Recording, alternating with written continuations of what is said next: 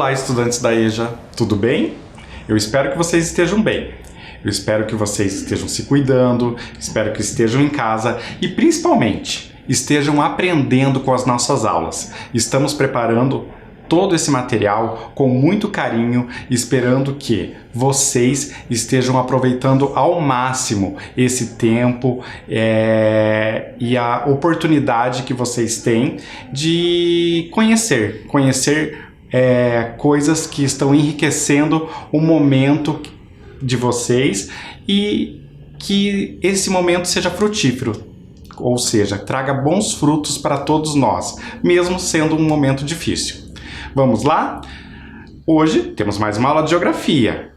Eu, professor Juliano, preparei aqui uma revisão sobre os conteúdos que vimos nos últimos encontros. Recordam do que falamos nas aulas anteriores?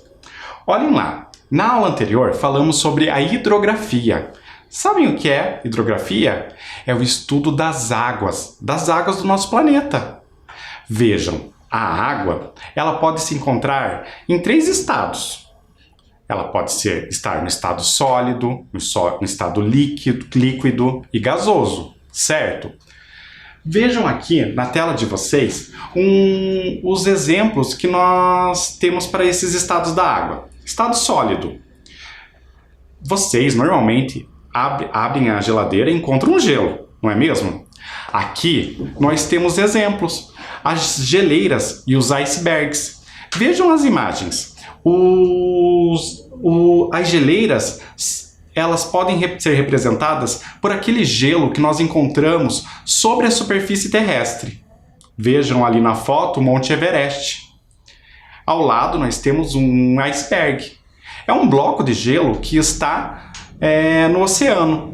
Então a diferença principal entre as geleiras e os icebergs é o fato de que as geleiras estão sobre a superfície da Terra e os icebergs estão nos oceanos, não estão sobre uma área terrestre, certo?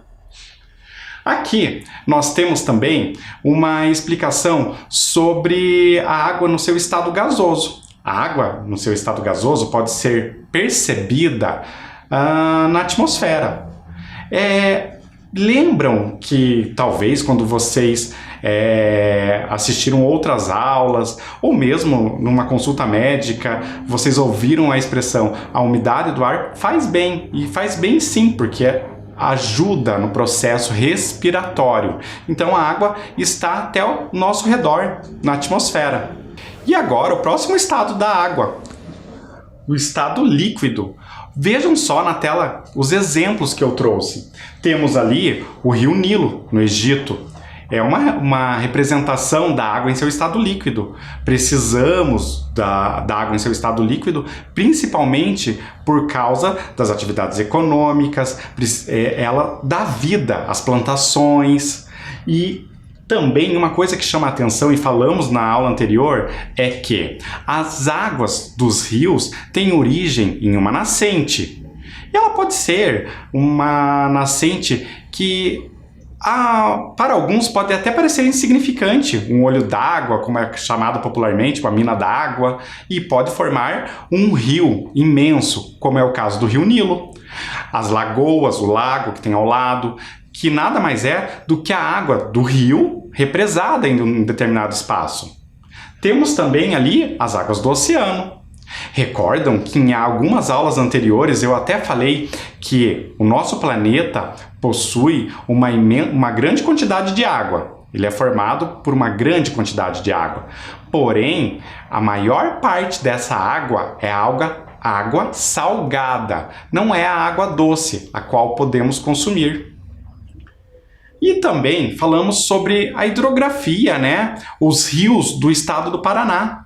Na tela de vocês podem perceber que ali nós temos o Rio Iguaçu, o Rio Paraná. São importantes rios do nosso estado. Percebam que uma coisa foi falada na aula anterior. O Rio Paraná é formado por 2 afluentes, o Rio Atuba e o Rio Iraí. Imaginem que dois rios aqui da região de Curitiba vão dar origem a esse importante rio do nosso estado, que vai desaguar lá na região de Foz do Iguaçu, quando ele vai encontrar com o rio Paraná, e este rio, o rio Paraná, vai dar origem às Cataratas do Iguaçu, aquela importante paisagem do nosso país. Quando falamos de cataratas, automaticamente somos levados a recordar de uma coisa: a hidrelétrica de Itaipu. Recordam? A usina hidrelétrica de Itaipu é uma usina binacional, ou seja, ela tem origem, ela é por dois países, Paraguai e Brasil. E ela é que vai gerar energia para o nosso país. A maior parte da energia elétrica produzida em nosso país é oriunda, tem sua origem nas usinas hidrelétricas. Vejam ali a imagem. Nós temos uma barragem, né, que é aquele muro que separa e vai represar a água. E a partir do alagamento dessa região, eu vou ter a força, a vazão das águas vai fazer com que algumas turbinas se movimentem, e esse movimento é o que vai gerar a energia elétrica. É muito interessante esse processo. Hoje, na aula de hoje, nós vamos falar de relevo. O relevo e a hidrografia são assuntos muito importantes dentro da geografia, porque vão nos fazer entender as características dos espaços onde vivemos. Vamos falar também na diferença entre dois termos. Vejam lá na tela de vocês, a diferença entre altura e altitude. Eu tenho certeza que vocês já ouviram falar dessas palavras, mas talvez não conheçam a diferença entre elas. Vamos conhecer hoje. Então, o que é o relevo? O relevo, então, ele pode ser definido como as diversas formas de se apresentar da superfície terrestre. Os relevos, eles podem ser transformados de acordo com alguns agentes que podem ser internos ou externos. Ah, mas vocês devem estar se perguntando: professor, mas o que são agentes internos e externos? Agentes internos são aqueles que estão no interior da Terra. Por exemplo, o movimento das placas que estão na crosta terrestre, quando elas se movimentam, elas podem gerar abalos sísmicos. São agentes internos. As ações dos vulcões são agentes internos. Agora, os agentes externos estão sobre a superfície. Por exemplo, ventos, chuvas, neve, a oscilação da temperatura, calor, frio. Tudo isso pode modificar o relevo, transformar o relevo. Aqui nós temos uma ilustração para vocês, com diversos tipos de relevos. Vejam que nós vamos iniciar falando do planalto. O planalto é um tipo de relevo que se destaca por quê? Ali na tela de vocês, ele está mais ao lado esquerdo da tela. É uma superfície predominantemente plana e que se encontra numa altitude elevada em relação ao nível do mar. Um outro tipo de relevo é a serra. Olhem lá na tela de vocês a serra. Olhem as características da serra. A serra pode ser reconhecida como um conjunto de montanhas e elas têm peculiaridades. Os cumes, ou seja, a parte mais alta dessa montanha, são consideradas pontiagudas, e isso faz com que elas possam ser consideradas semelhantes a uma serra. Sabe aquela ferramenta, a serra? Por isso que ela leva esse nome. Então, as serras são conjuntos de montanhas com características específicas. nós temos também, no centro da imagem ali, um vale. Sabem o que é um vale? Um vale é uma área cercada por outras áreas elevadas. Então, geralmente um vale vai estar relacionado à presença de um rio. Percebam que na imagem nós temos um rio, o curso de um rio no centro ali do vale. Por quê? É uma região, então, mais baixa, que tem essa característica de estar mais baixa em relação às demais. Nós temos a depressão. Depressão, diferentemente do vale, percebam que é uma unidade de relevo que possui uma relação de ser bem mais baixa do que existe ao seu redor, mas percebam que as paredes que vão margear essa depressão, elas são bem íngremes, ou seja, elas dão uma característica de parecer até uma cratera, um imenso buraco. Percebam ali na imagem, a depressão é quase como se fosse um buraco ali na imagem. E ela pode estar tanto no nível do mar, quanto também acima dele. Então, ou abaixo dele, tanto no nível do mar ou abaixo dele. Então as depressões podem variar.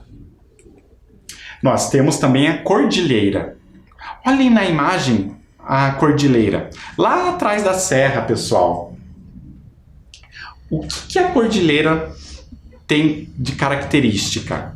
A cordilheira, diferentemente das serras, se assemelha quase que a um grande muro. Percebam que a cordilheira, ela não tem aquele cume pontiagudo como as serras. E o que mais que chama a atenção é o fato de que as montanhas que estão na cordilheira, que formam a cordilheira, estão tão unidas que mal podemos perceber onde começa uma e termina a outra. Por isso ela vai se assemelhar, né, a um grande muro. Nós temos também a montanha. Vejam lá na parte direita da tela de vocês a montanha. Qual que é a diferença então da montanha, da cordilheira e da serra? A montanha, pessoal, é uma elevação única. Ela não vai estar associada a outras montanhas, ela vai estar isolada, sozinha, mas também é uma grande elevação. Temos a colina. A colina não é uma montanha. O que dá para destacar da colina é o seguinte: percebam pelo desenho traçado ali que a colina ela apresenta uma pequena elevação. Nós quase que não percebemos a elevação dela em relação a um planalto. Ela é uma elevação, mas ela é quase imperceptível. Tanto é que atualmente nós temos ouvido falar muito do platô, a curva, né, da doença da Covid. Vejam, a colina tem um platô, ou seja, ela vai ter uma curvatura onde vai ter a queda de maneira não tão perceptível, ou seja, ela vai começar a cair lentamente e você vai perceber que a curvatura é muito pequena em relação ao planalto. Continuando, vamos falar da planície. Vejam na imagem de vocês aí. A planície ela está muito mais próxima ao nível do mar. Percebam que ela tem a característica de ser plana também. Mas o que mais chama a atenção em relação à planície é que ela está próxima ao nível dos rios ou do mar. Agora vamos ver esse mapa aqui que mostra muito bem o relevo brasileiro. Vejam que existem diversas cores nesse mapa. Temos lá na legenda que está na tela de vocês a cor, que é um bege ou rosa, algo parecido com essas cores, que é o que representa os planaltos. Lembram? Aquele terreno mais plano. Aí, com a cor amarela, eu tenho as depressões. Vejam no mapa onde estão localizadas as depressões. E por último, com a cor verde, eu tenho as planícies. Vejam a distribuição desses 3 tipos de relevo no mapa do território brasileiro. E agora eu gostaria de fazer uma pergunta para vocês. Qual é o tipo de relevo que é mais predominante no território brasileiro quando você olha para o mapa? Será que é o planalto, a planície, ou será que são as depressões? Vejam, olhem o mapa. Então, com a cor bege, eu tenho ali os planaltos. Em amarelo, eu tenho as depressões. E em verde, eu tenho as planícies. Conseguem perceber? A maior parte do mapa foi representada com a cor bege, né? Eu acredito que seja uma cor bege ou um rosa ali no mapa de vocês. Então, essa é a maior parte, são os planaltos. É o relevo predominante no território brasileiro. Certo, pessoal? Agora falando sobre o relevo paranaense. Vamos lá? Olhem que bela imagem que eu separei para falar do relevo paranaense. Ali nós temos uma fotografia da Serra do Mar, a linha férrea. Vamos falar um pouco mais dela daqui a pouco. O relevo paranaense é composto por 5 unidades. Vejam lá, nós temos o litoral, temos a Serra do Mar, temos também o primeiro planalto, o Planalto de Curitiba, o Planalto de Ponta Grossa, o segundo Planalto, e o terceiro Planalto, que é o Planalto de Guarapuava. São as 5 unidades de relevo que nós temos no nosso estado. Então, temos tanto o Planalto, as serras, quanto o litoral, que pode ser um sinônimo ali para as planícies. Certo, pessoal? Vejam aqui no mapa, que aparece na tela de vocês. O mapa, no caso, está sendo olhado de... Vamos pensar que estamos olhando o mapa de cima, certo? Vejam as cores ali e o que cada uma dessas cores representam. Vejam que com a cor verde eu tenho o litoral, bem a leste do estado. Depois eu tenho com a cor...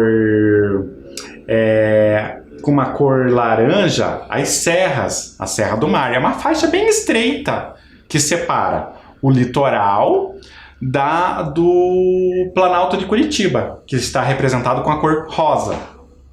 Depois eu tenho o Planalto de Ponta Grossa, representado ali no mapa pela cor azul. E por último, eu tenho o Planalto de Guarapuava, que preenche a maior parte do território paranaense. Esse terceiro Planalto, o Planalto de Guarapuava. Interessante, não é mesmo? Agora, temos uma outra imagem, uma outra forma de representar o relevo paranaense. Só que agora vocês vão imaginar que, ao invés de estar vendo de cima o mapa, vocês estariam vendo ele de frente. Como que seria esse relevo? Como que eu enxergaria essas mudanças nas elevações da superfície terrestre? Vejam lá. Primeiramente, nós temos o litoral ali em Paranaguá, a cidade de Paranaguá, lá mais no canto direito da tela de vocês. Estão vendo a seta apontando para Paranaguá? Ali temos uma foto de Paranaguá. Percebam que o litoral, ele é uma planície, é uma área plana, muito próxima ao nível do mar. Concordam? Vejam que ao fundo, o que nós temos ao fundo da fotografia? Lá no fundo, a presença da Serra do Mar. Percebam que aquelas montanhas com a coloração azul, elas representam ali muito bem a Serra do Mar, são a Serra do Mar. As montanhas que fazem parte da Serra do Mar.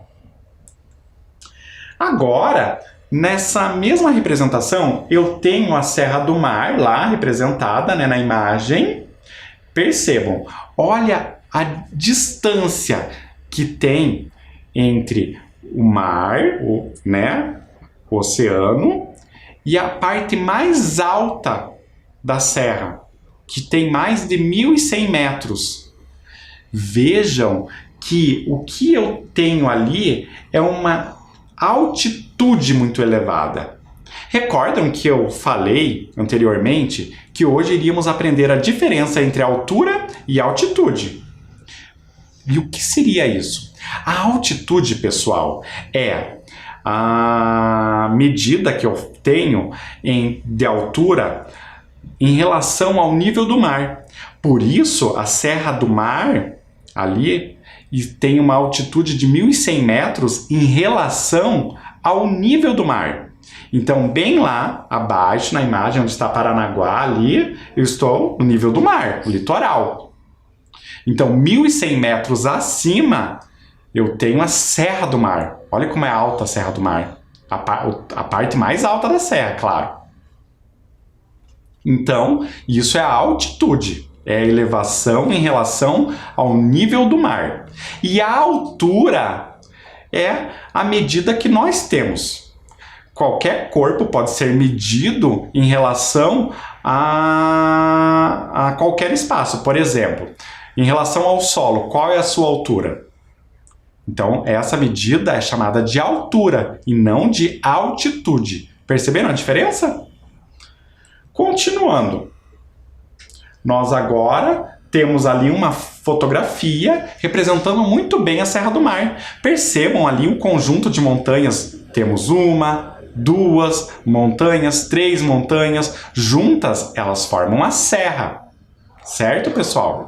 No mapa, nós temos então as serras representadas por aquela cor alaranjada, que é aquela faixa estreita entre o litoral e o primeiro planalto, o Planalto de Curitiba. Agora eu gostaria de fazer uma leitura de um texto que fala um pouco de uma importante pessoa que marcou a história científica do nosso estado, do nosso país e também do mundo.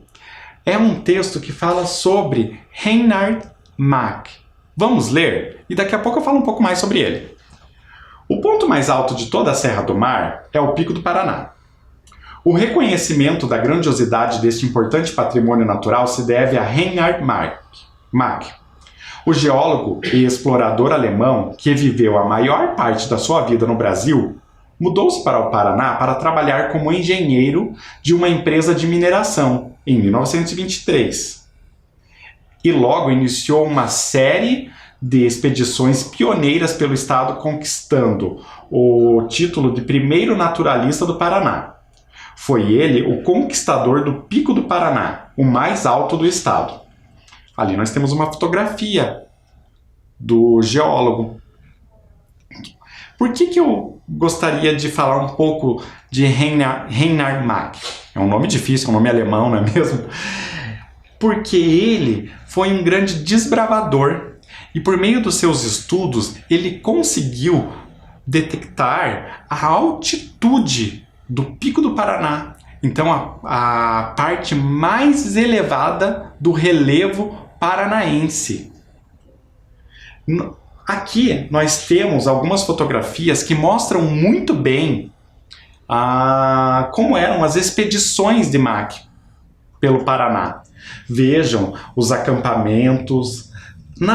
Há uma fotografia bem ao canto esquerdo da tela de vocês, inclusive do explorador alemão com os indígenas numa aldeia dos índios Chetá, no Paraná. Percebam que ele percorreu praticamente todo o território paranaense com as suas expedições, buscando conhecer as características da geografia, da geologia do nosso estado. Do lado direito, nós temos uma fotografia de um parque aqui da nossa capital. o Bosque Reinhardt, no bairro Auer. Alguém conhece esse parque? É um parque muito bonito e o nome do parque é uma homenagem ao geógrafo alemão. Eu gostaria agora que a gente assistisse juntos a um vídeo que fala um pouco de Reinhardt. Vamos lá? Reinhardt, geólogo, geógrafo, paleontólogo, versátil nos conhecimentos científicos, dotado de um incrível espírito de aventura, o naturalista alemão que morou no Brasil dedicou a vida às expedições. Reinhardt foi um grande explorador do continente africano e americano.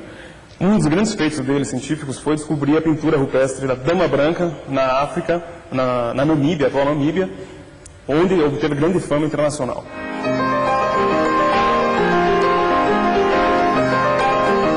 Reinhardt chegou ao Brasil em 1923. 3 anos depois se fixou no Paraná, onde desbravou rios, especialmente o Tibagi, um curso d'água de 600 quilômetros, cheio de corredeiras, que deságua no Paranapanema.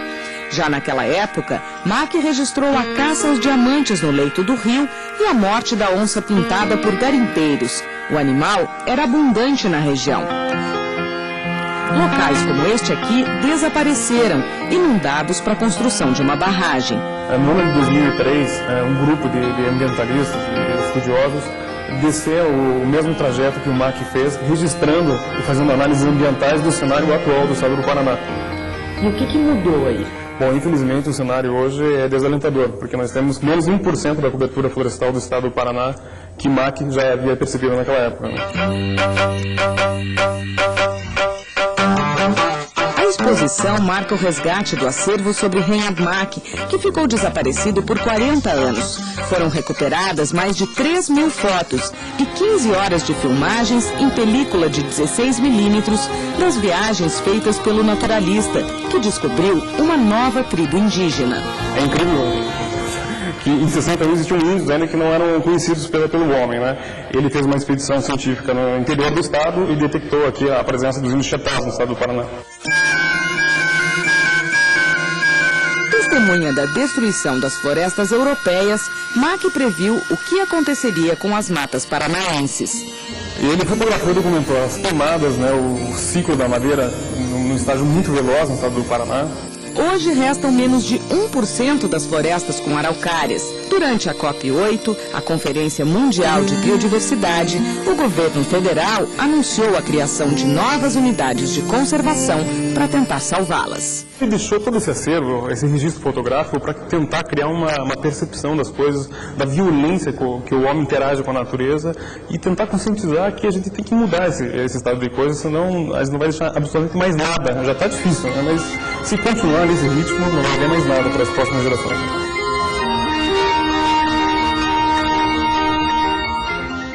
E aí, assistiram? Muito bom esse vídeo, não é mesmo?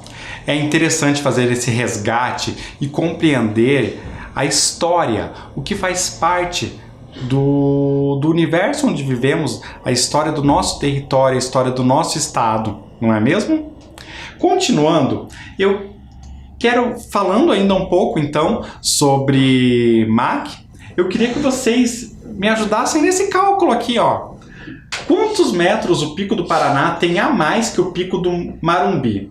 Vejam que o Pico do Paraná tem 1.877 metros.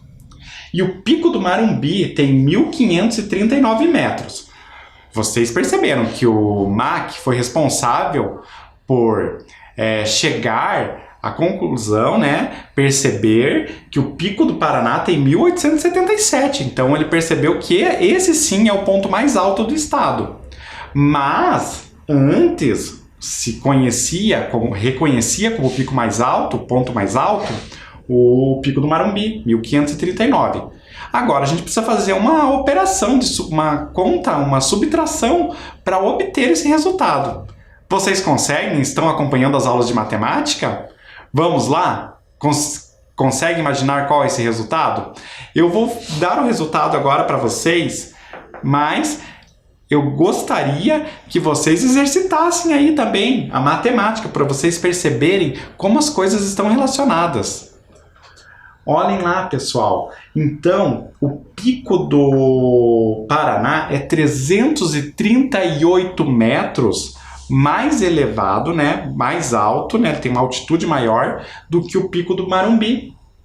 Interessante isso, não é mesmo? Continuando. Então, a gente vai falar do primeiro planalto de Curitiba. Olhem lá que ele fica, então, entre a Serra do Mar e a Serra de São Luís do Purunã. Fica numa altitude ali entre 850 e 950 metros acima do nível do mar. Vejam ali a fotografia de Curitiba. Agora, vamos falar sobre o segundo planalto.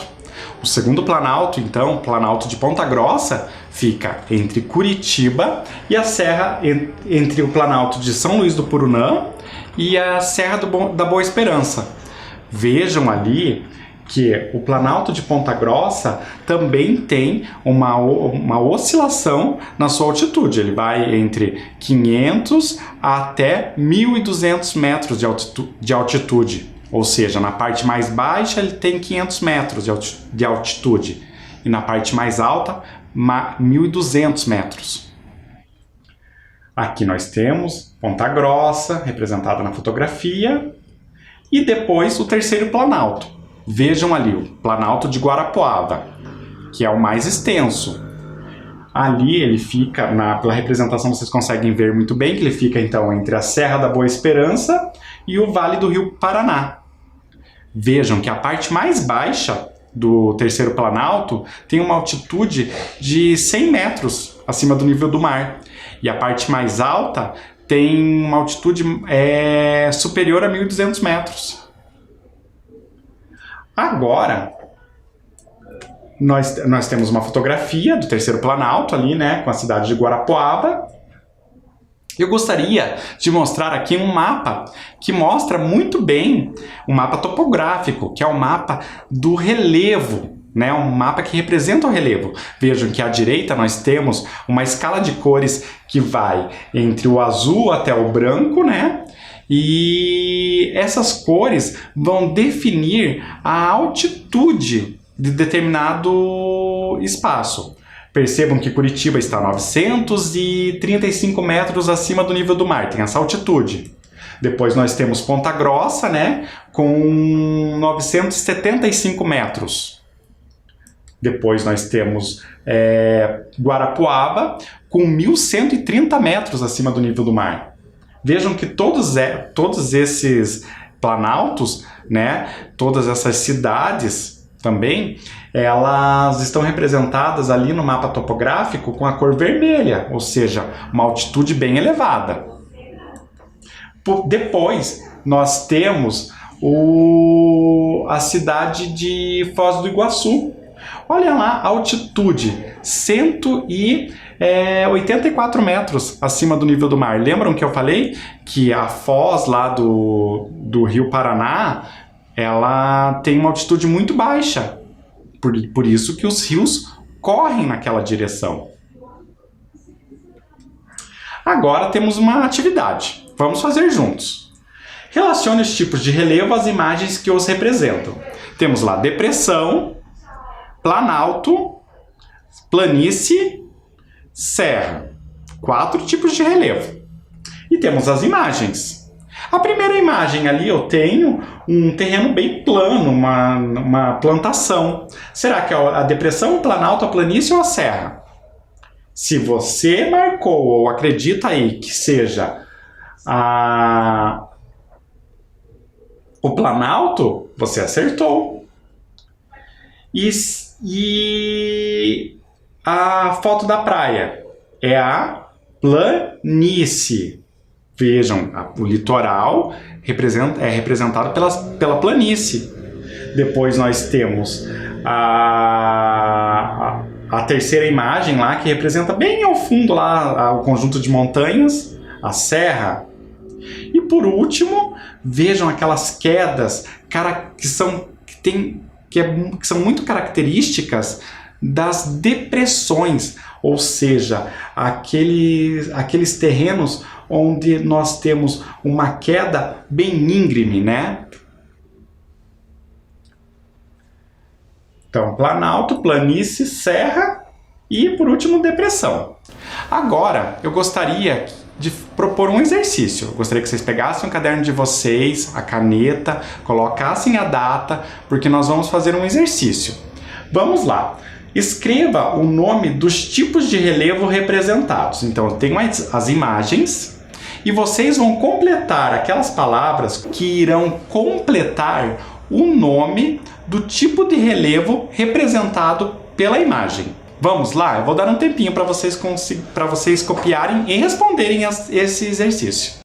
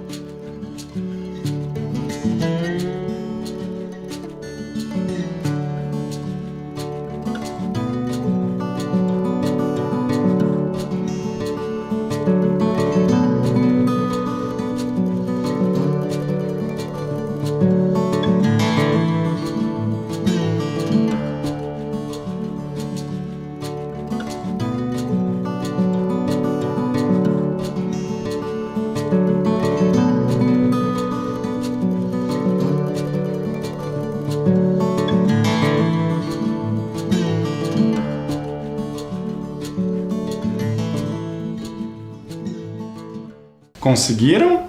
Eu espero que vocês tenham conseguido. Vejam que a primeira imagem mostra um conjunto de montanhas. Começa com a letra S. Então eu tenho a serra. Depois eu tenho uma segunda imagem, um terreno mais plano, né? E onde há plantações. Lembram que na imagem anterior eu até mostrei, né? Onde tem plantações eu tenho o planalto. E por último eu tenho um terreno que está muito próximo ao nível do mar, né? Um espaço mais próximo ao nível do mar, que é a planície. Olhem lá as respostas. Espero que vocês tenham conseguido, mas mesmo assim, eu vou dar um tempinho. Se você não conseguiu, podem copiar essas 3 palavras.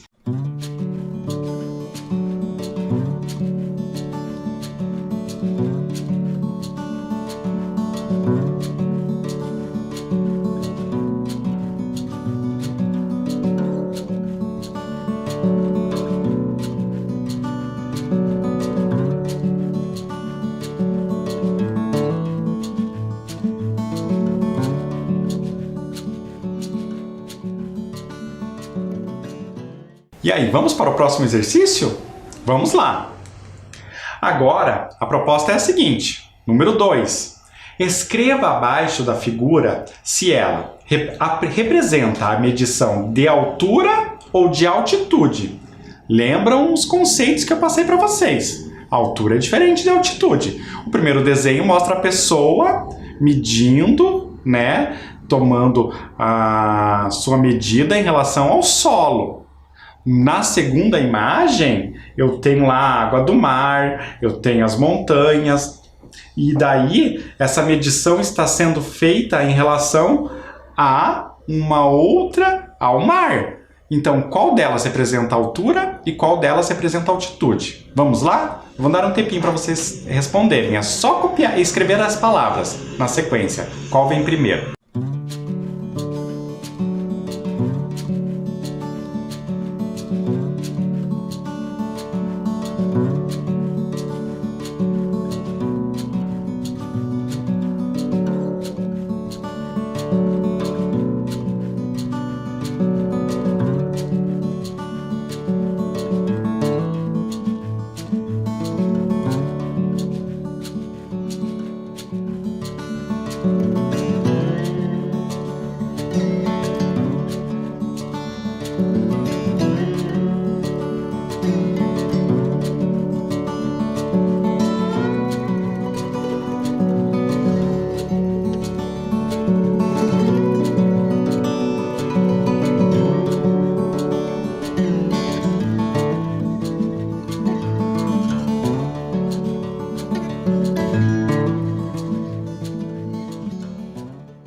E aí, conseguiram?